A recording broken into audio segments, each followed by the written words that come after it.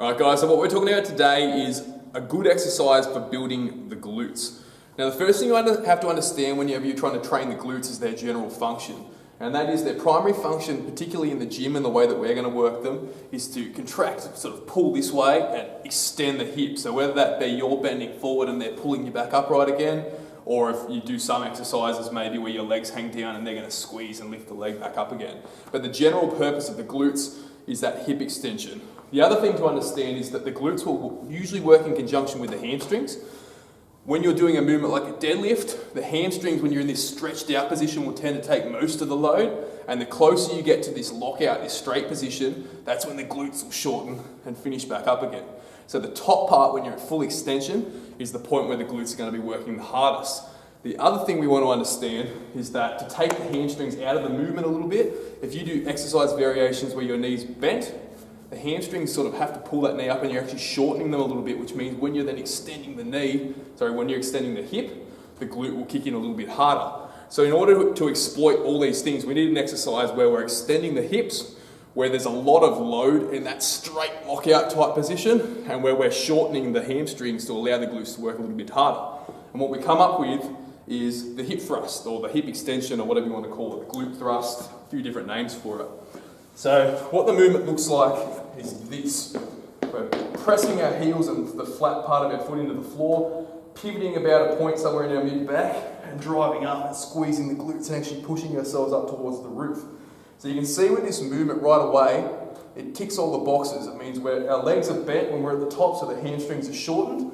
We're extending through the hips, and the point of max overload is actually at the top where the glutes are working the hardest. So if you compare that to a deadlift, which is still a great exercise, but if we're just trying to target the glutes, with a deadlift, you're standing upright at the point where the glutes are actually maximally switched on. There's not a lot of tension at this point. You could stand at the top of your deadlift for 10 or 20 seconds and it wouldn't burn all that much. If you try to do this movement and hold at the top for 10 or 20 seconds, it's going to be really fucking hard because that's the point where you're actually holding the weight up. Now, a few technique pointers for it. Right away, you'll see that I'm elevating my shoulders and back on something. Doing this will increase the activation of the glutes, preferentially over the hamstrings. If I were to do the opposite, which we do sometimes in here, and elevate my heels while I did it, still a great movement, that will actually activate the hamstrings a little bit more than the glutes. So that's another great movement for building the hamstring or strengthening the hamstring, which is a very useful thing to do, but is a subject for another video. For you, if you're trying to build the glutes, number one, you need to be elevating your shoulders. Second technique pointer, get the corner of the bench just below your shoulder blades, not too high up near your neck, or you tend to sort of try to hold yourself up with your neck and you feel it up through here. Find a position where when you're at the top, the knees kind of end up straight above the heels at the lockout position, which is what we're looking for. And the next one, the most common issue people have is they rock too far back with their upper body. So you tend to see people do this as they come up. And what's happening is you get a lot of extension through this thoracic region. You can generate some momentum through that region to actually help out with that, forcing your glutes to do a lot of work. But the biggest issue is people tend to feel it a lot more through the neck and a lot less through the glutes.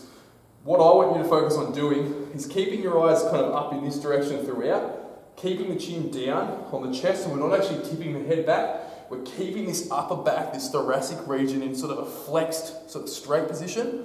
So that way when we press up, all of the load is then being driven from the glutes just to extend these hips and get that lower back up. Find a position at the top where you can feel your abs tight and your glutes tight, and that's all we want to go to. You can go higher if you need to, but what you'll tend to find if you go up here is that you feel it a lot more through the lower back. Your abs switch off, your rib cage lifts up. It's just not what we're trying to promote. So what you want is find that point where the glutes are tight. Every rep at the top we're going to hold for somewhere between half a second to 2 seconds, depending on the program. I usually say about a second for most people. And then we're controlling down. Make sure we're not coming up on the toes either. Push through the heel and the mid-foot. So what the movement's going to look like is we're here, chest down, pause, and back down again. And remember, I'm thinking each time at the top, I'm thinking abs on, glutes on, down to the floor. Abs on, glutes on, down to the floor. Do this for somewhere between 8 to 20 reps. To add loading, you can use a barbell or a dumbbell, hold it on your hips so that you're actually pressing into something. But that right there is probably going to be the number one exercise variation out there purely for building strength, muscle definition, muscle size throughout the glutes.